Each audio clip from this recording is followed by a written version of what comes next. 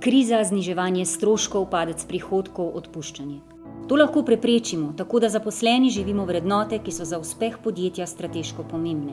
S podporo vodstva smo 1 leto živeli naslednje vrednote. Da se spoštuje roke, ki se jih da navzven. Da imamo v službi ne samo sodelavce, ampak tudi prijatelje.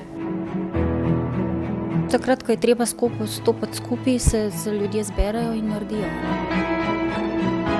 Z novimi pristopi do reševanja problemov. In ostajamo še dolgo po koncu delovnega časa.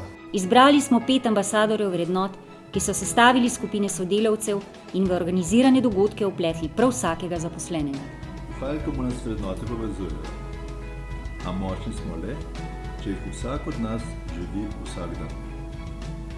Verjamem, da je razvijanje vrednot prava stvar.